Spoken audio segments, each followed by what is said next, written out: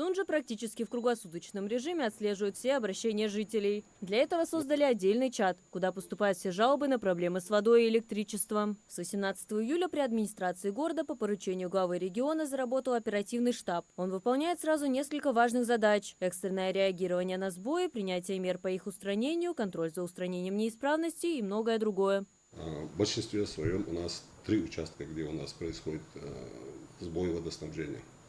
В центральной части города практически никогда у нас не остается без водоснабжения, если там нет какой-то крупной аварии. Это, как я уже сказал, многоквартирные дома Менделеева. В верхние этажи вода не поднимается из-за того, что мало воды у нас в накопителях, которые находятся в поселке Солнечный. Вот эти накопители быстро опустошаются после отключения, и вопрос встает у нас.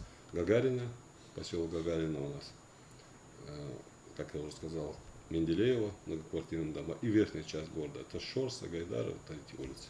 За июль поступило в общей сложности почти 70 жалоб на водо-, электро- и газоснабжение. Основная проблема, считают местные власти, именно в электрических сетях. Когда отключается электричество, это влияет и на работу насосных станций, которые качают воду. Нет электроснабжения, нет воды. Частые перебои электроснабжения приводят к тому, что у нас отключается водонасосная станция. Один сбой водонасосной станции, чтобы восстановить водоснабжение, уходит не менее 3-4 часов. Даже если это на 5 минут выключается у нас электроснабжение.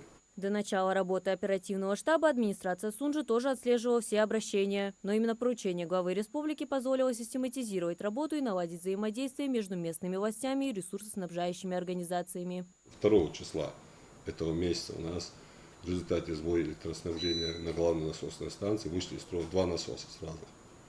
В эту же ночь единым оператором была организована работа. Данный вопрос мы выносили, как раз собирался штаб. И в эту же ночь, до 2 часов ночи, установили 2 новых насоса и запустили. К утру только вода пошла. Сейчас в городе постепенно решают проблему перебоев в сетях водоснабжения. Не так давно, к примеру, в эксплуатацию ввели 11-ю скважину, призванную решить проблему нехватки воды на улице Менделеева. Но остается еще одна ситуация, с которой тоже призван бороться оперативный штаб – повышение платежной дисциплины. Естественно, если мы не будем платить за потребляемую воду, ее неоткуда будет потом брать. Потому что ресурсоснабжающая организация работает только согласно договору. Они поставляют воду, мы оплачиваем. Установлены счетчики или прямые договора установлены. В любом случае за эту воду надо платить. Если мы не будем платить, у нас, возможно, ухудшится ситуация.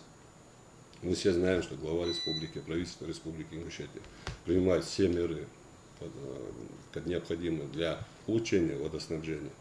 Но есть платежная дисциплина должна быть. Сейчас оперативные штабы действуют уже на территории всех городов и районов. Их работа особенно важна именно в летний период, когда население чаще всего сталкивается с проблемой отсутствия воды. Марьям Акиева, Султан Мугушков, Магаз, 24.